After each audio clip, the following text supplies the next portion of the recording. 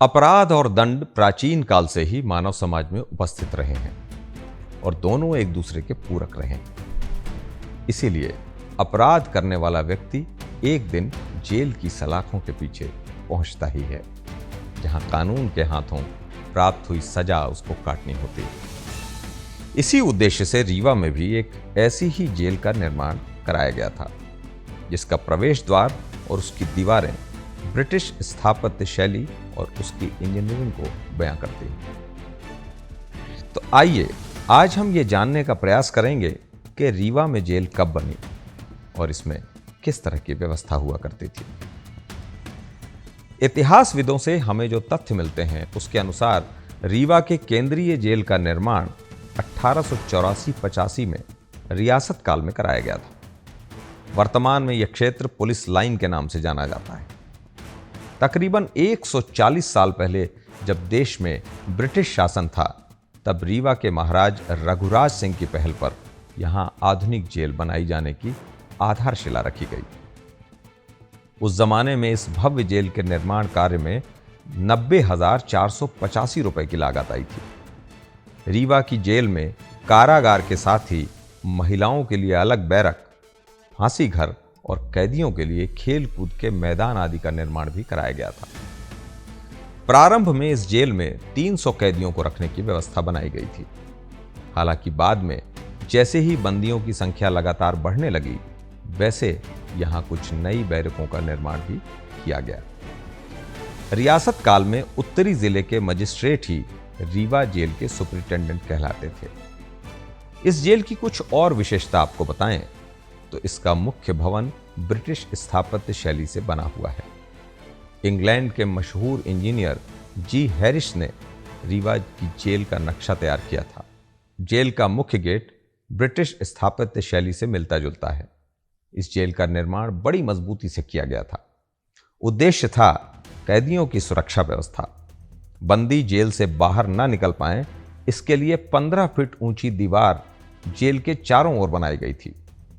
दीवार भी ऐसी बनी थी कि कहीं से भी इस दीवार में कोई चढ़ नहीं पाता था, यानी पूरी दीवार प्लेन और चिकनी बनाई गई थी। निर्माण के साथ ही इस जेल के अंदर फांसी घर भी बनाया गया था। इतिहासकार बताते हैं कि 1884-85 से 1905 के बीच इस जेल में 20 कैदियों को फांसी दी गई थी, लेकिन बाद में फांसी घर को बंद कर दिया गया। उस अवधि में जेल के अंदर 107 लोगों को आजन्म कारावास दिया गया था। रीवा केंद्रीय जेल मध्य प्रदेश के प्रमुख कारावासों में से एक है।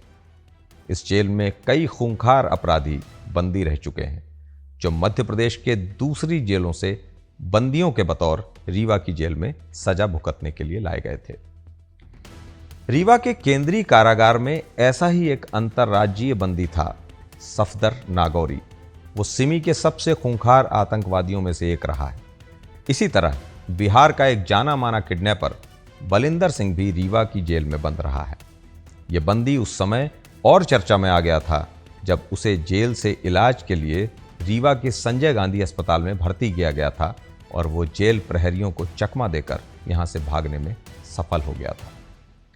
रीवा की केंद्रीय जेल केवल खूंखार बंदियों और अपराधियों तक ही सीमित नहीं रही है, बल्कि ये जेल देश की आज़ादी के आंदोलनों की भी गवाह रही है।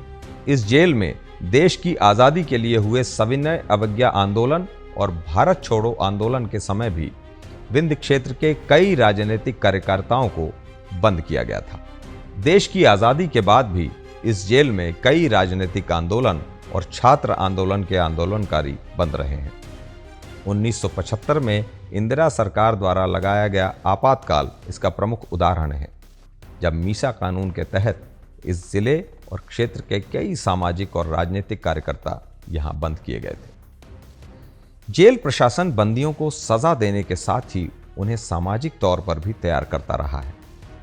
इसी के तहत जेल में बंदियों को हस्तशिल्प का प्रशिक्षण भी दिया जाता है। यहाँ की बंदियों द्वारा की गई बुनाई कढ़ाई ऐसी रही है कि मशीनों की बुनाई कढ़ाई को मात देती रही। स्वतंत्रता दिवस और गणतंत्र दिवस पर निकलने वाली झांकी को रीवा जेल के बंदी ऐसे तैयार कर रहे हैं कि उनकी झांकी अक्सर उत्कृष्ट स्थान हासिल करती आ रही है। और ये जेल कर्मचारियों एवं बंदियों के हुनर का कमाल है। इस जेल के बंदी रोजगार से जुड़ें, इसके लिए रोजगार संबंधी कार्य भी यहाँ चलाए जाते हैं, ताकि वो जेल से छूटने के बाद रोजगार की दिशा में कार्य कर सकें और ये हुनर उनके जीवन यापन के काम आए।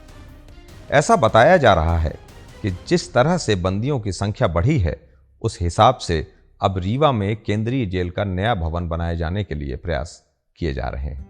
ये वीडियो आपको कैसा लगा हमें ज़रूर बताएं। रीवा की ऐसी ही जानकारियों से हम आपको आगे भी रूबरू कराते रहेंगे, तो जुड़े रहें हमारे साथ और चैनल को लाइक एवं सब्सक्राइब करना ना भूलें। बहुत बहुत धन्यवाद। नमस्कार।